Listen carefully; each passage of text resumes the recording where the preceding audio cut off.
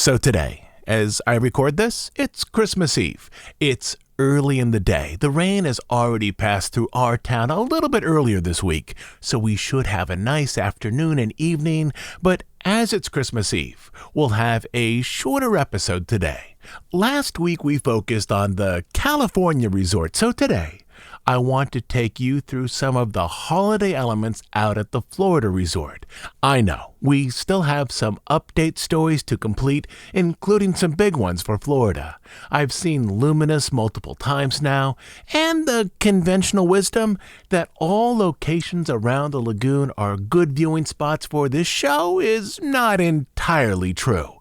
Also, I've been to the new restaurants over at Disney Springs multiple times. I have some specific observations and suggestions here as well, but we'll get to those things next week. This week, at least at our house, is all about family, being with friends, and enjoying the holidays. So, on the podcast today, we'll talk about some very specific ways to enjoy the holidays at Disney World in 2023.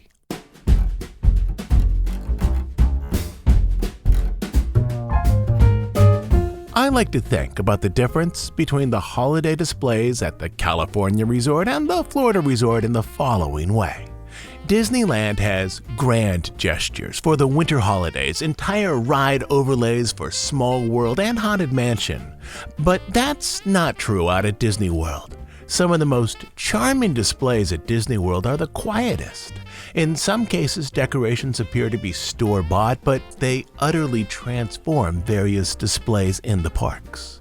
In the Seas Pavilion, workers have now placed plastic candy canes into tanks, along with tiny Santa hats and even wire traps dressed as colorful gifts. This transforms aquarium areas into spaces that look like holiday wonderlands. And over in the Land Pavilion, Living with the Land has dressed its greenhouses yet again with strings of light, pretty much the same types of lights that you can buy at Home Depot. But these lights renew the experience so that, even for regular visitors, it now feels fresh.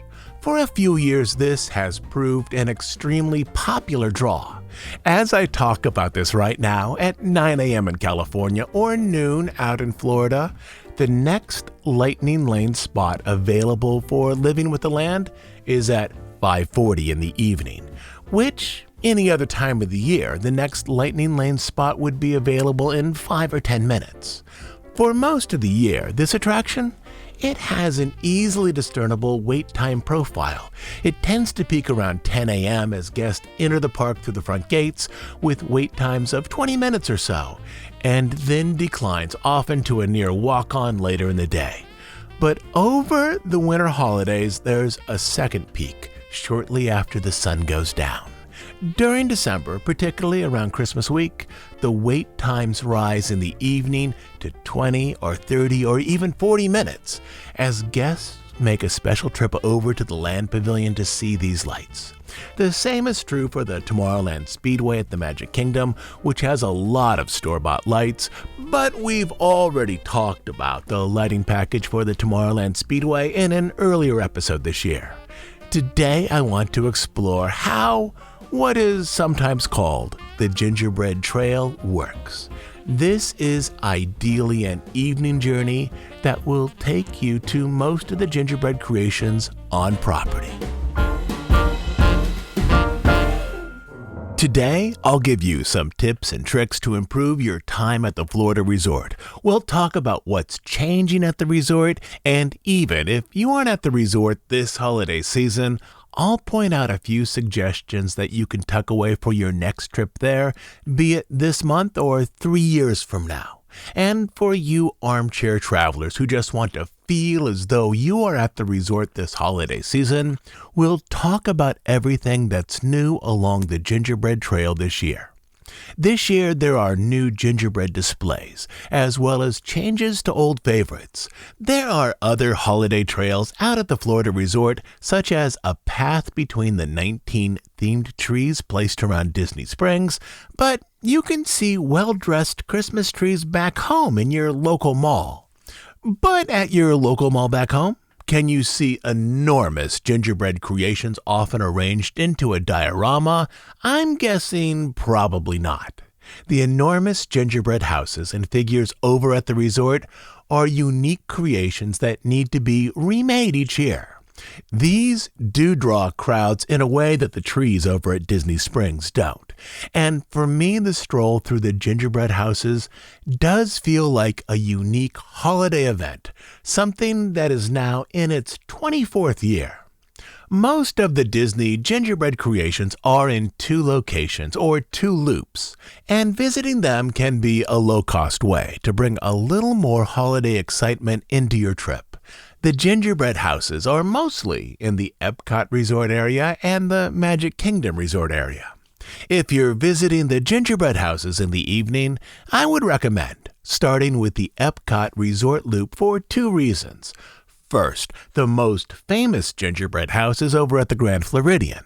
For the weeks around Christmas, between about 5 and 8 p.m., the monorail loop around the Magic Kingdom is unusually busy, with perhaps a 20-minute wait to board at the Grand Flo and the Contemporary. Simply, people come early in the evening, park at the TDC, and then monorail over to the resorts with gingerbread.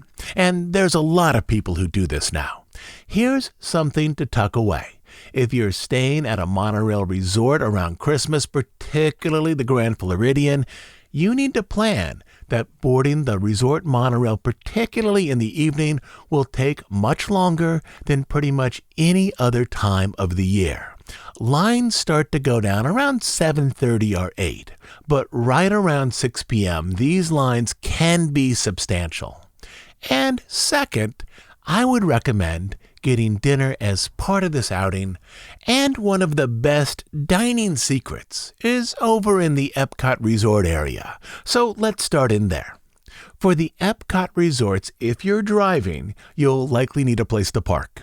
Though parking kiosks often let general cars park at the back of the Boardwalk parking area during most of the year, the winter holidays are peak periods of visitation in which most parking spots are needed for hotel, dining, and activity guests, all of which have priority over general visitors for parking spots. The easiest way to get a parking spot if you're not staying on Crescent Lake is with an advanced dining reservation.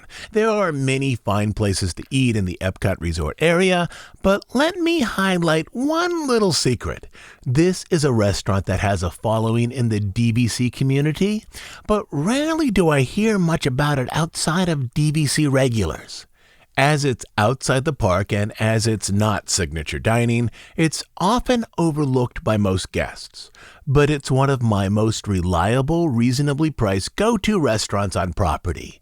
It's also one of the few restaurants on property that has distinct breakfast, lunch, and dinner menus. It's in the Yacht Club complex just next to the lobby. It's called Ale and Compass. Shoot for a 5 p.m. reservation right when they open. Also, just as the sun is starting to get low in the sky, as evening is the perfect time to stroll around the gingerbread houses. Also, the timing will matter here for some later elements.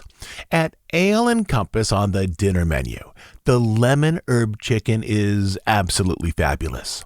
It's a 2-day process to marinate the chicken and then cook it. It's flavorful and moist, served with fingerling, potatoes, and broccolini, and a butter mushroom au jus sauce. It's $26, so in Disney prices, this is a modestly priced dinner entree. The other entree I particularly like on the menu is the New England seafood pot pie, which has crab, fish, scallops, and shrimp, along with vegetables and a cream sauce inside of a pastry crust.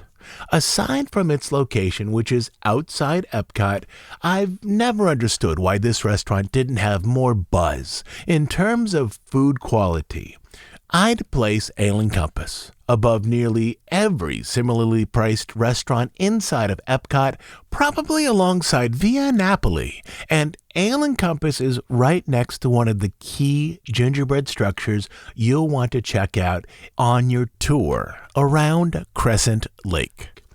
As Ale and Compass opens at 5 p.m., in order to hit some timed marks later, which will be important. You may wish to arrive a little early for your dining reservation and look at the gingerbread displays at the Yacht Club and the Beach Club before you have dinner.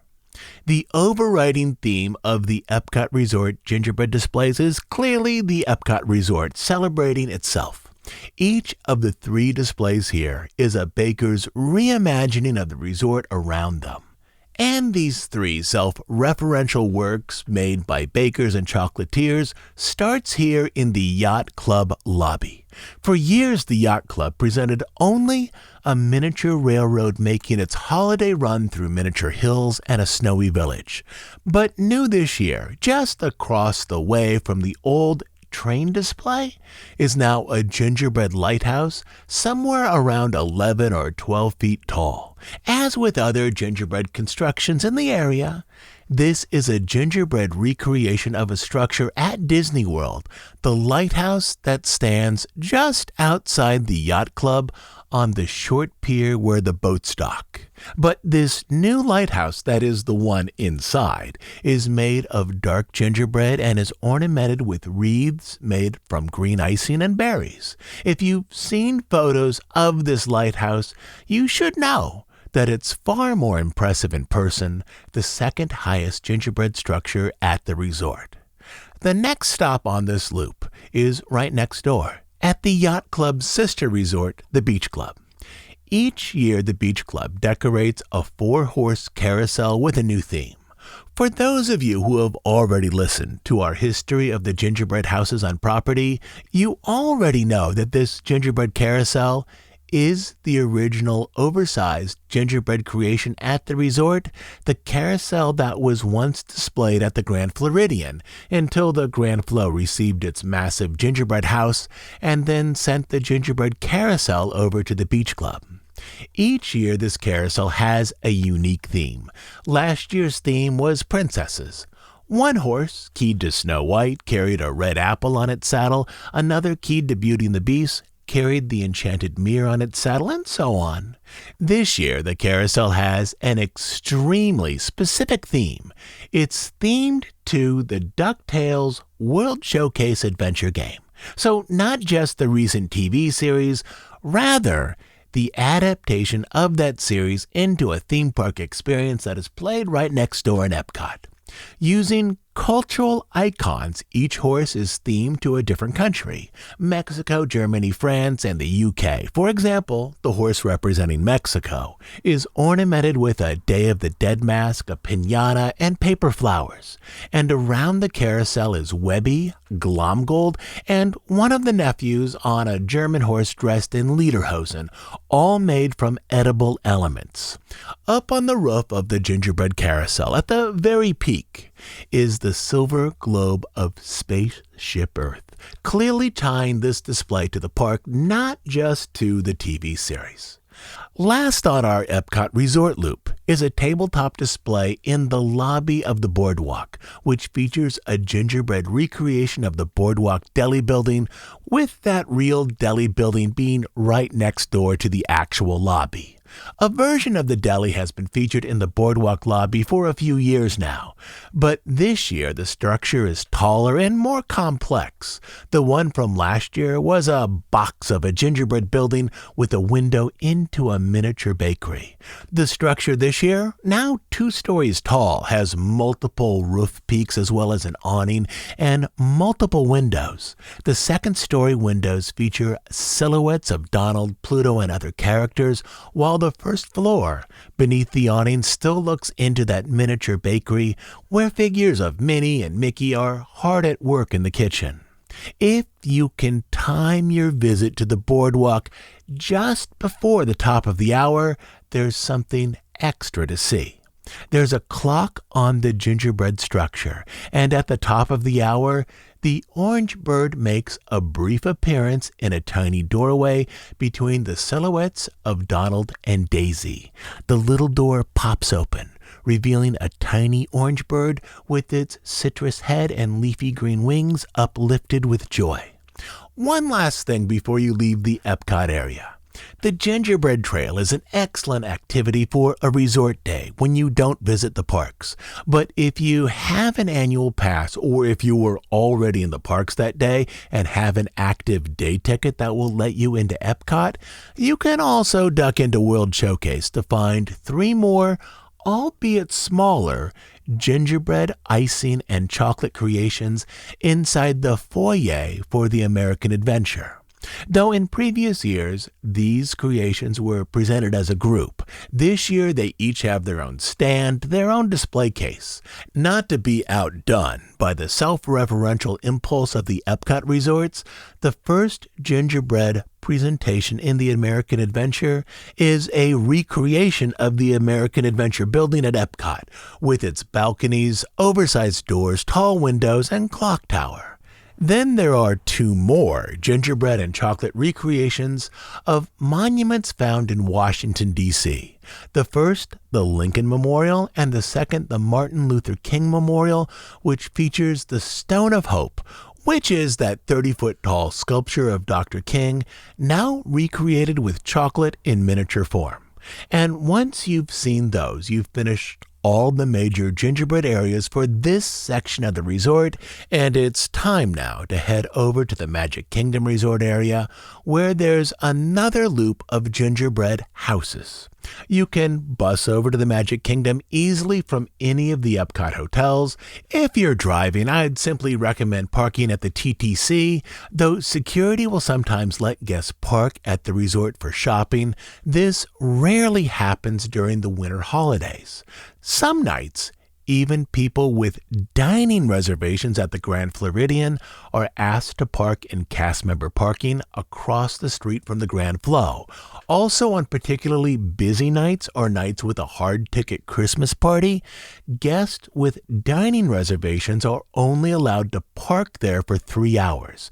You will get a blue slip of paper that you now need to display on your car's dash, and parking security has been monitoring how long cars remain in these spots.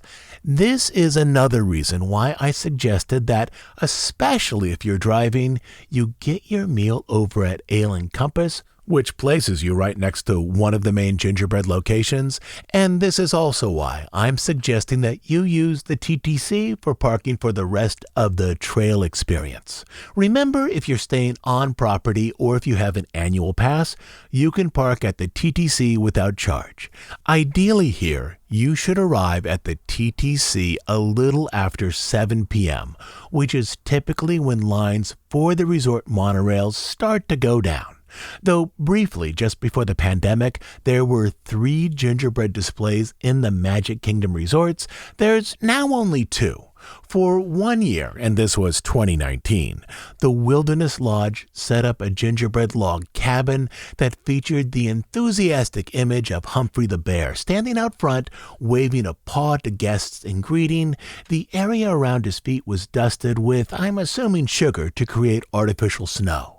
This gingerbread display was in the lobby just across the way from that grand fireplace, but in the years after the pandemic, as other gingerbread creations reappeared, this one remained MIA. The 2 that are in this area are in the Contemporary and, of course, the Grand Floridian. If you're following our time schedule, you will definitely want to go to the Contemporary first. For years, the Contemporary has featured a gingerbread castle arranged in the artistic style of Disney legend Mary Blair. Mary Blair is quickly becoming the patron saint of design, whose ghost hovers over the entire Contemporary. Out in California, her artistic ghost also hovers over the redesign of Pixar Place and the far end of downtown Disney.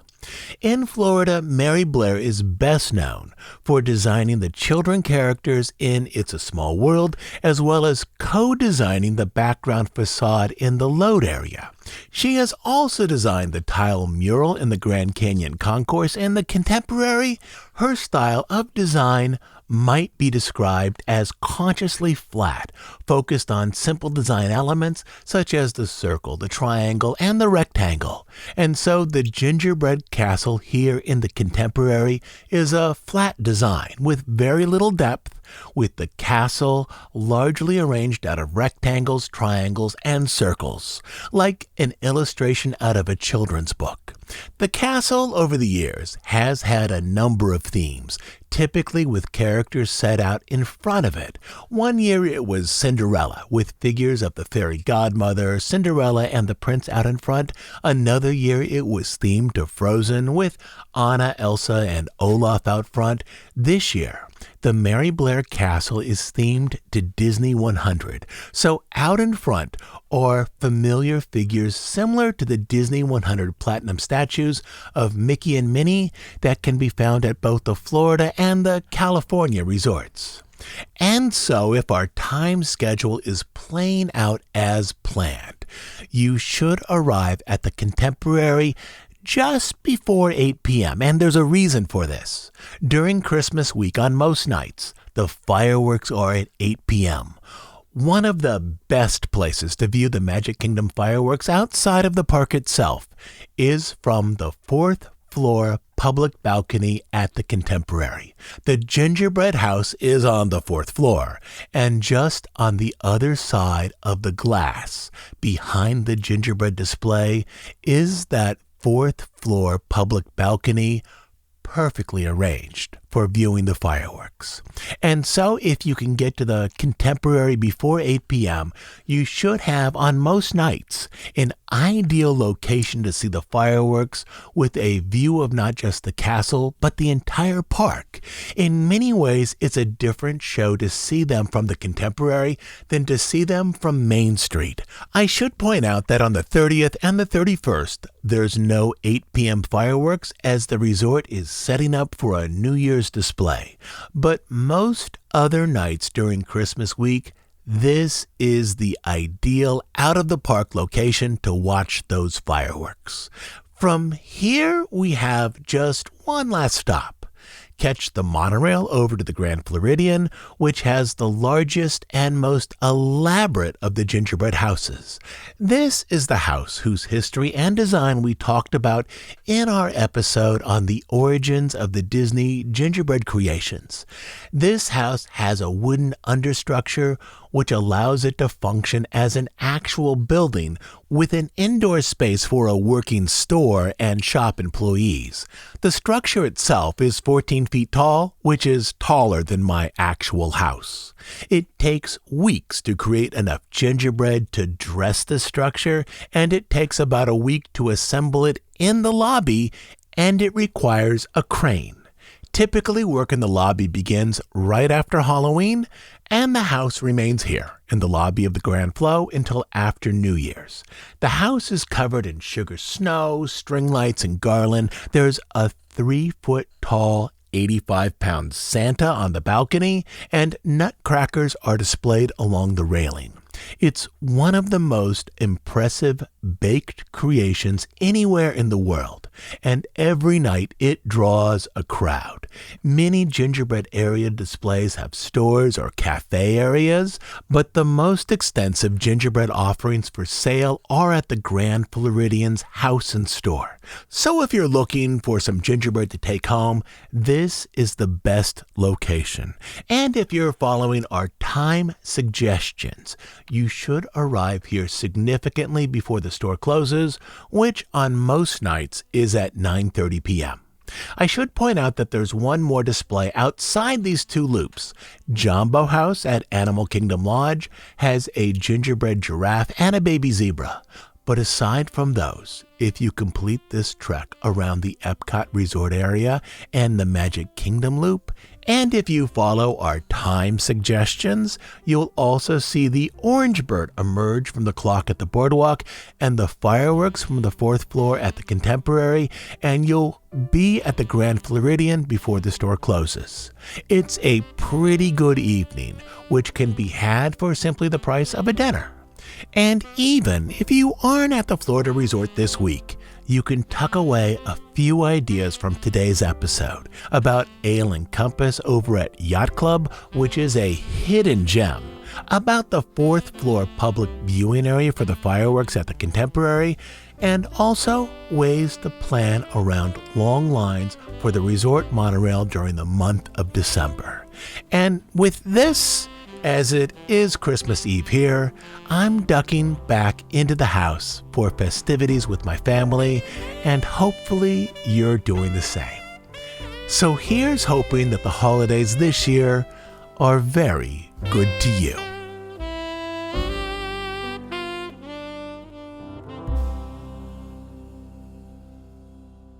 In our show notes today, I've left a timeline and schedule in case you'd like to arrange your own trip this year down the Gingerbread Trail, or in case in some future year you'd like to easily refer back to it. As always, I'll be back next Sunday with a new episode. As you know, we're an ad-free, listener-supported podcast. We do just 2 things: deep dives on stories related to the history of the Disney studio and the parks, and news and analysis of current events as they relate to the Disney company. We are funded entirely by listener contributions, specifically by listeners who join us on Bandcamp as monthly supporters. On Bandcamp, you'll find over 200 episodes not available on iTunes or anywhere else. But the best reason to join us there is to support the work we do here and to make sure that this podcast continues to exist. You can become a monthly subscriber at dhipodcast.bandcamp.com. I'll also leave a link down in the show notes. So until next time, I hope each of you have a very happy holiday week. This is Todd James Pierce.